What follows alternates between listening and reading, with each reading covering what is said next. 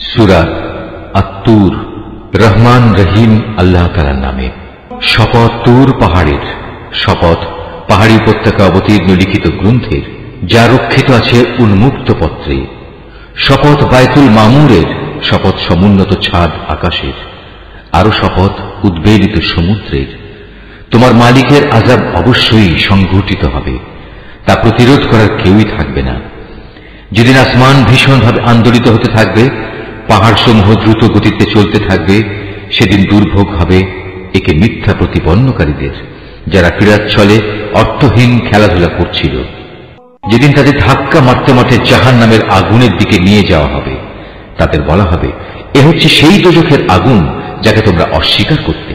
এটাকে কি জাদু মনে হয়, না তোমরা দেখতে পাচ্ছ না? যাও, তোমরা এতে জ্বলতে থাকো। অতঃপর এখানে বসে তোমরা ধৈর্য ধারণ করো কিংবা না করো, কার্যত তা তোমাদের জন্য সমান কথা। তোমাদের ঠিক সে ধরনের বিনিময় আজ প্রদান করা হবে যে ধরনের কাজ তোমরা করতে। অপরদিকে যারা আল্লাহকে ভয় করেছে, তারা অবশ্যই আজ জান্নাতের সুরম্য উদ্যানে ও অফুরন্ত নিয়ামতে অবস্থান করবে। তাদের মালিক তাদের যা দেবেন তাতে তারা সন্তুষ্ট হবে। তাদের মালিক তাদের জাহান্নামের কঠোর আযাব থেকে বাঁচিয়ে দেবেন। তাদের আরো বলা হবে, তোমরা পরিতৃপ্তির সাথে আজ এখানে পানাহার করতে থাকো তোমাদের আমলের বিনিময়ে। তারা সারিবদ্ধভাবে পাতা আসনে হেলান দিয়ে অবস্থায় সমাসীন হবে, আর আমি বড় বড় চোখ বিশিষ্ট সুন্দর হুরের সাথে তাদের মিলন ঘটিয়ে দেব।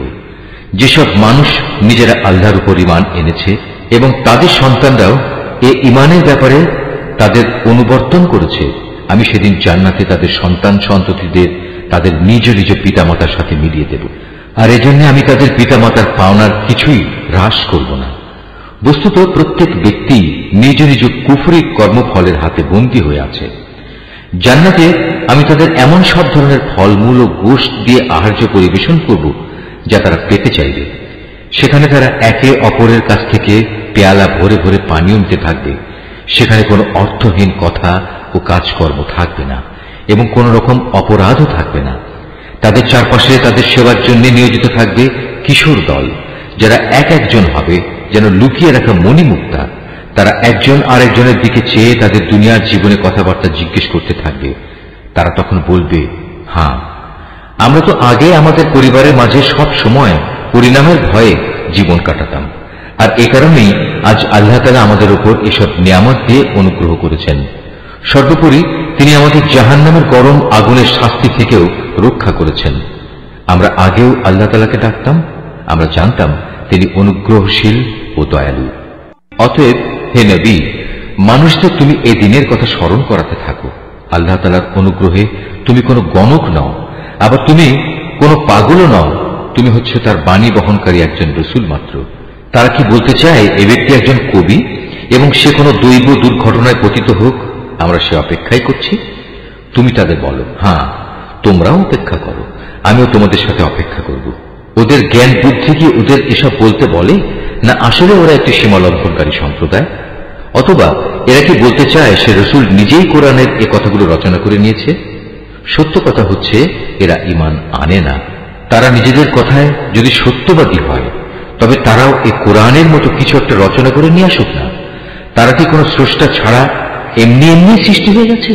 না তারা বলতে পারে তারা নিজেরাই নিজেদের স্রষ্টা? না তারা নিজেরাই এই আকাশমণ্ডল ও ভূমণ্ডল সৃষ্টি করেছে? আসল কথা হচ্ছে এরা আল্লাহ তাআলার সৃষ্টি কৌশলে বিশ্বাসই করে না। তাদের কাছে কি তোমার মালিকের সম্পদের ভান্ডার করে আছে, না তারা নিজেরা সে সম্পদের পাহারাদার সেজে বসেছে? অথবা তাদের কাছে আসমানে ওঠার মতো কোনো সিঁড়ি আছে যাতে আরোহণ করে তারা আসমানের অধিবাসীদের কথা শুনে আসে? তাহলে তারা আসমান থেকে শোনা বিষয়ের উপর সুস্পষ্ট কোনো প্রমাণ এনে হাজির করুক। অথবা তোমরা কি আসলে মনে করো যে সব কন্যা সন্তানগুলো আল্লাহ তাআলার জন্য আর তোমাদের ভাগে থাকবে শুধু ছেলেগুলো? কিংবা তুমি কি আল্লাহর বিধানাবলীর তাবলীগের বিনিময়ে তাদের কাছ থেকে কোনো পারিশ্রমিক দাবি করছো, যা তাদের কাছে দুর্বহ জরিমানা বলে মনে হচ্ছে? অথবা তাদের কাছে রয়েছে অদৃশ্য জ্ঞানের এমন কিছু যা তারা লিখে রাখছে? না, এর কোনোটাই নয়। এরা আসলে তোমার বিরুদ্ধে কোনো ষড়যন্ত্র করার ফন্দি আঁটতে চায়। অথচ যারা আল্লাহ তাআলাকে অস্বীকার করে তারাই পরিণামে ষড়যন্ত্রের শিকারে পরিণত হয়। আল্লাহ তাআলার বদলে এদের কি অন্য কোনো মাবুদ আছে? আল্লাহ তাআলা তো এদের যাবতীয় শিরকি কর্মকাণ্ড থেকে পবিত্র।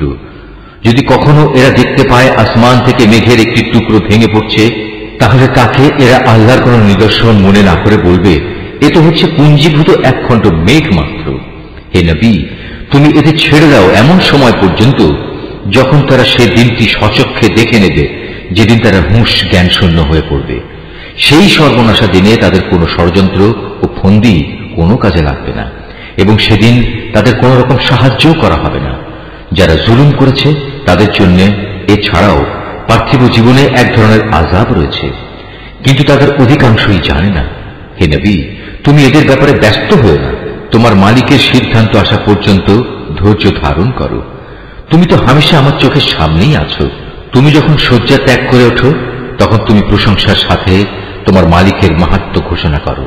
রাতের একাংশেও তুমি তার তাসবিহ পাঠ করো, আবার রাতের শেষে তারাগুলো অস্তমিত হবার পরও তার মাহাত্ম্য ঘোষণা করো।